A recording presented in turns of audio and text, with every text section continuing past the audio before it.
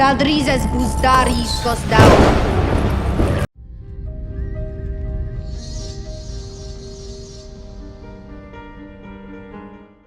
Welcome to another video of Sir Hunt's. This one I'm going to be doing some theories that I've crafted over my many rereads of A Song of Ice and Fire, but here's the thing.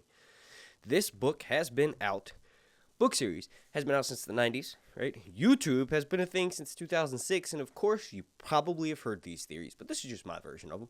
Please, do me a massive favor, slap a like on this video. Like goal is going to be 420, and then this is the most excruciatingly important part. Please, turn your notifications all the way on. Like 10 is hard, but 11 is hard, so just like tip it to 11, right? All personalized and none. If you click on all, you're going to alert every time I drop a video throughout the way for House of the Dragon Season 2, throughout the way for the One's Winner, or any Song of Ice and Fire content, show or book, or as it's known on this channel, The Long Night. There's also my catchphrase, a dragon is not a slave. And then, please, if you really like my stuff and you want to do a bit more, consider checking out my patrons. Link down below in the description. You'll get videos like this that have never seen the light of day on YouTube, and I can be myself.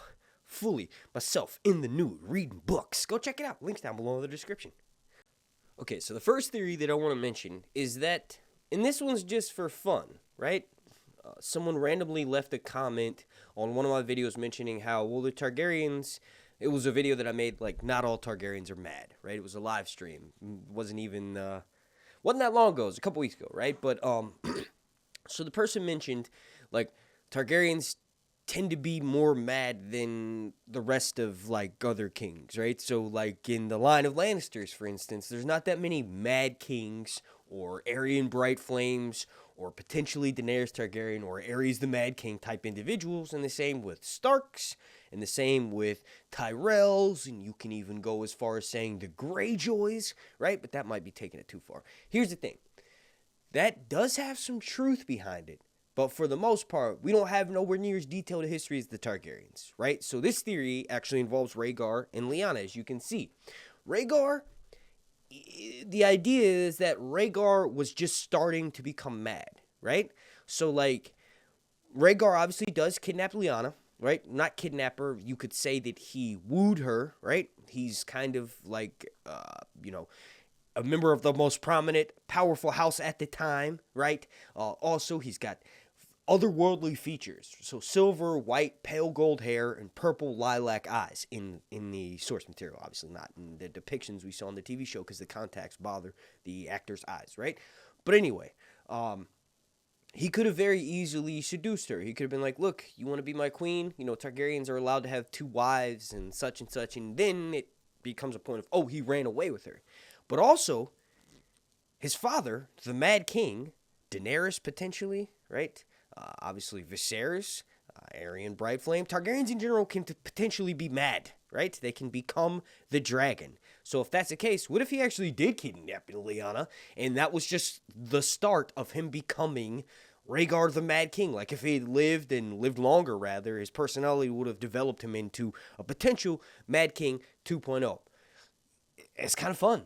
When you look at it from Robert Baratheon's perspective, that's exactly what happened, right? So what if, like, just to more flush out the story, it's not also one-sided. Maybe he was starting to go mad, and, like, the madness wasn't necessarily the same affliction that was on his father, right? So you got to realize the Mad King wasn't just called the Mad King because he was angry, right? He would literally have moods that would sweep from one extreme to the next within a matter of a few seconds. So he would go from fits of hysterical laughter and then start crying immediately afterwards, right? So that's why they called him the Mad King. He was insane. He wasn't just an angry fellow. So Rhaegar could be showing different signs of it. Rhaegar is melancholic. It's mentioned that everybody that knows Rhaegar knows that he was kind of a poetic dude, but also he had a dreariness to him in general. He would probably be like the Debbie Downer, like everybody's having a good time, happy, he's playing music, playing a song, right? And then after he ends, this is just an idea to give you something of what his personality may have been like, right? So he plays this beautiful ballad, and everybody's like happy, and they're like, oh man, Rhaegar, you're the man. And he's like, I am the man, but we're all going to die, kind of thing, right? So if that's the case, he was showing signs of it that way, and then eventually it became to, oh, I'm going to, this woman, like, he sees Lyanna in a vision, and he's like, I must have her, I must do whatever I want to have her. Lyanna, because of the idea, the theory, in my opinion, headcanon, that she's the Knight of the Laughing Tree, basically sticking up for Howland Reed's honor, she would probably like someone like Howland Reed better, right? Like Howland Reed is someone who can't necessarily defend himself, but ultimately is more her level because it's more her friend, right? They kind of, in the sense, grew up around the same area, right? The Cranog man in the neck is similar to the north. Howland Reed and House Reed is loyal to House Stark, right? So it's possible that Lyanna actually was in love with Howland Reed, right? Rhaegar finds out that she's the Knight of the Laughing Tree. She's this woman that he can't have, and it's like a similar situation with her and Robert and Rhaegar, right? So Robert wanted her, but he can't have her. Rhaegar wanted her, but he can if he just takes her. Ultimately, she wanted to be with Howland Reed. Right?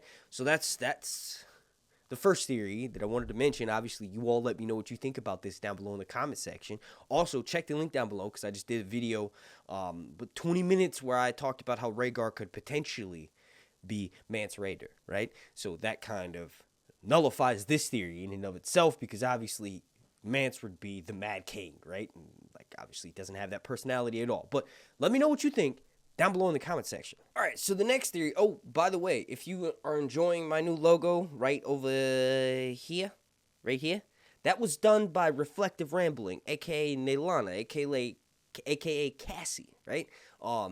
She is one of my members here on YouTube. Also, she does her own art. I'll link her art, her Twitter account and her Instagram down below in the description. Please go follow her. She's amazing. She's also done another depiction of me and Caraxes that is featured on my Instagram profile. It was my Twitter profile page for a while, but please go follow her. She's amazing. Also, thank you, Cassie, for doing that if you're watching this right now.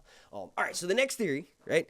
And this one's kind of crazy. I don't want to spend that much time talking about it, right? So this is just in my many brainstorms to try to figure out, remember, I'm using images from the show, but this is all book stuff. Racking my brain to try to figure out, okay, George has literally said that more or less the ending of the show is going to be his series. The journey's going to make a lot more sense. He's going to hit a lot of the same notes, but the fates of certain characters may be a bit different, as in some of them may die in his books that survived on the show, and some may survive in his books that died on the show, right?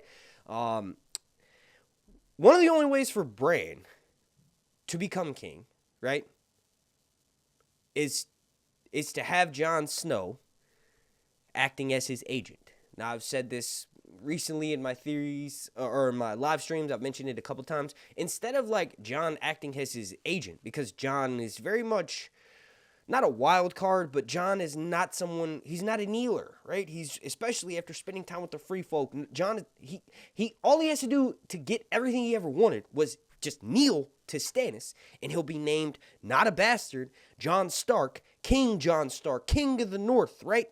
In Winterfell, if he just kneels, but Jon doesn't do that.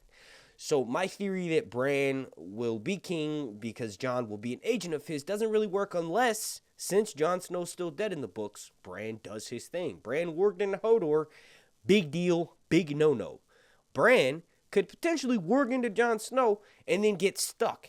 And then Jon Snow could rule, right, in Bran's body, but Jon's dead, so his soul could potentially still stay in his own body, just a small piece of it. But like I said, this theory isn't really parsed out. I'm just kind of coming up with it literally as I'm recording this because I wanted to include something with Bran and Jon in there, in this video. Like I said, I do think that it's still possible for Jon Snow and Bran to have a deal, and Bran will, potentially become King of Winterfell or King of the North or King of all of Westeros, and he'll still take orders or just ultimately listen to Bran, and that could work. But if Jon Snow doesn't have a spirit, Jon Snow's dead, why couldn't Bran warg into his body and become king that way? You all let me know what you think about this theory down below in the comment section. Ha! I kind of look like Yoren. All right, so the next theory that I want to talk like 5 years aged. Arya, what do you think? Let me show my forehead wrinkles. Arya. Anyway, this is the next theory, showing pictures of the characters from the show, but I'm talking about the books, right? So Yoren and Arya's this theory is going to be discussing. So this isn't really a theory. This is kind of like just my filling in the gaps of what happens, right? So there's a moment where Arya and Yoren and Hot Pie and Gendry, and I've mentioned this a bunch of times in my live streams. Please check the link down below. Go watch those live streams. They're amazing. Usually they're at least an hour and a half. And there's one that I did just 2 weeks ago that is 3 hours and 40 minutes. Potentially, that's the longest live stream I've ever done solo. I've done a live stream with most of the YouTubers who've been making a Song of Ice and Fire content for years. I did a live stream with them that's like 10 hours, and we talked about everything that happened with Game of Thrones. But mind you, that was in my first 3 months of making videos here on YouTube, so I was terrible in that video. But anyway, right? Arya is held up at this holdfast with Yoren and the Night's Watch, and Amory Lorch starts sieging the place, lays siege to it, right? So Arya is forced to escape. She kills a bunch of people. She yells for Winterfell. Hot Pie yells for Hot Pie, or Hot Pie, right? Anyway, her, Hot Pie, and Gendry all escape, and they escape through this tunnel that leads underneath the holdfast that they're in, and escapes through, like, the hills off on the side, right? So the tower, the encampment that's being sieged, there's a way to escape. They get to it, right? So Arya is basically the whole place starts burning down, and she starts to she's trying to corral everybody to make sure they get in a hole to go escape. And right before she does that, she sees Jack and Hagar, Biter, and Rorsch, right? This is how she gets the 3 names on her list. She saves their lives. Basically, what she does is she runs to the shed, grabs an axe, and throws it to them, right? She gives the axe. Biter, Rorsch, raises it above his head and smashes it. Rorsch and Biter are 2 different people, right? But Rorsch is the one who ends up, like, using the axe to break them free, right? So in Arya's next POV, she comes back to look to see if Yoren maybe had survived, and she notices that Yoren's head is cloven in 2 from an axe blow. Like, the axe blow that hits him in the head split his skull in 2, specifically is what the lines of dialogue from the book is, right? Clash of Kings. So, did Arya kill Yoren? Yoren is a pretty tough fucker. It's kind of hard to think that he would have died from someone doing that unless it was unexpected. So Arya gives the axe, gets the 3 names to her list, but ultimately in the process kills Yoren. Let me know what you think about this down below. Yoren. I said Euron or Urine as in PP. Let me know what you think about this down below in the comment section. Did Arya unwittingly kill Yoren? One of the people that saved her life? One of her closest companions in this story? In the beginning, at least? Okay, so the next theory, right? It's obviously Cersei Lannister. Now, this one is actually kind of like in depth, and I've actually seen this repeated before, right? But this is just my version of it in my own words. And like I said, these theories are just... This whole universe is loved by millions of fans worldwide, so obviously people are going to have the same train of thought as me. I just thought this was kind of interesting. So basically, in A Dance with Dragons, in short, Cersei cuts her foot, and then right after cutting her foot, she steps in poop, or as it's referred to in A Song of Ice and Fire, night soil, right? So it's mentioned all throughout the A Song of Ice and Fire books, and then also in real life, if doo-doo gets in your wound, not good. It's gonna become septic, and you're gonna die. You got poop in your bloodstream. That ain't good, right? So Cersei literally cuts her foot on a rock, and then steps in what she assumes is night soil and sort of trips on it. It's poop. She cuts her foot, and then with the same foot steps in poop. She's gonna have to get her foot amputated, and it's perfect because her and Jaime are twins. Jaime lost his hand. Cersei's gonna lose her foot, right? Lord Larys, the clubfoot, asks to have his club foot removed in his death, and then the clubfoot supposedly was buried in a field, but then ultimately vanished and disappeared. He asks Cregan Stark to remove his foot because he doesn't like it, right? Rhaenyra gets eaten, right, by Sunfire, and all that's left is her foot. George has a thing with hand and foot and all this stuff, and get this, Cersei and Jaime came into the world hand and foot. Cersei came out, and then Jaime was holding her foot. Probably the same hand that he lost, which means Cersei's going to lose her foot, in my opinion, because she stepped in doo-doo. She literally stepped in it, and she's going to lose her foot, potentially. Let me know what you think about this theory down below in the comment section. This one, I think it's not even a theory. It's like confirmed. George said she cut her foot and then stepped in poop. The only thing that would logically save her life is to cut it off. She's going to lose her foot. Jaime will lose her hand. Maybe this will ultimately bring them back together before the story ends. Because as of right now, Jaime wants nothing to do with her. He's potentially going to die himself in the Riverlands via, Breanne tricking him into go seeing Catelyn Stark. Maybe Catelyn Stark, Lady Stoneheart, will give him one more chance to save her girls or something. But anyway, maybe the fact that Cersei isn't whole and Jaime isn't whole will bring them together in the end, and they'll die together. Because Cersei's always said that the two of them came into this world, and Jaime's always thought that the two of them will leave the world together. It's poetic. Let me know what you think about this theory down below in the comment section.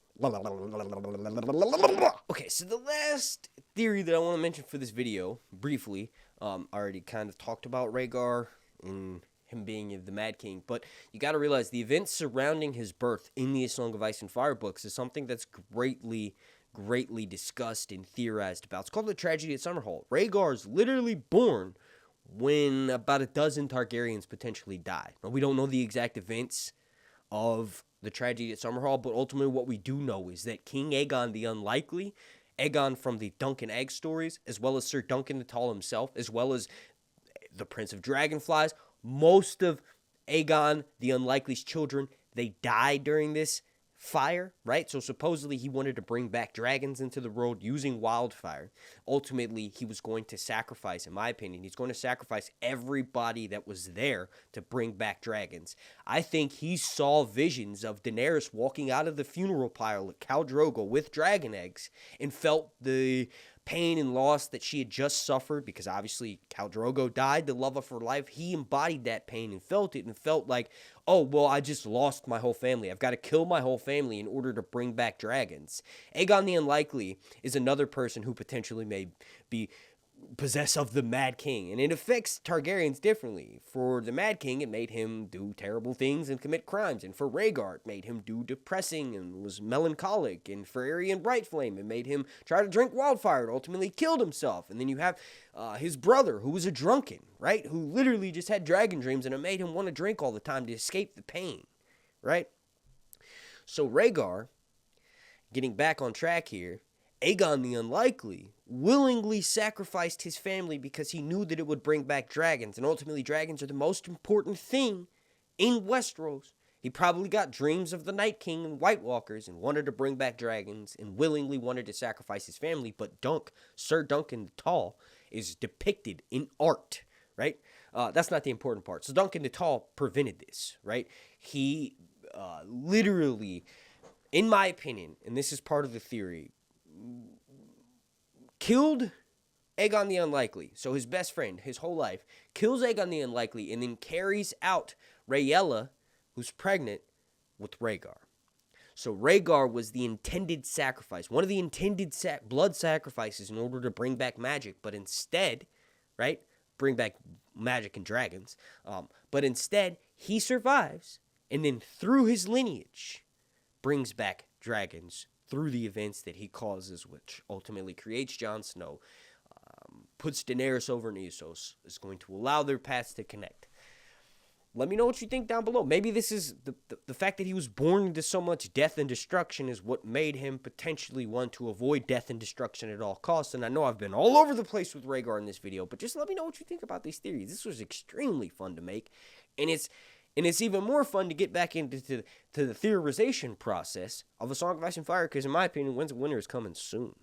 Along that, thank you for watching. Please slap like on this video, and also please consider checking out my Patreon. If you can't check out my Patreon, please, thank you for watching, and slap a like on this video and subscribe. Along that, the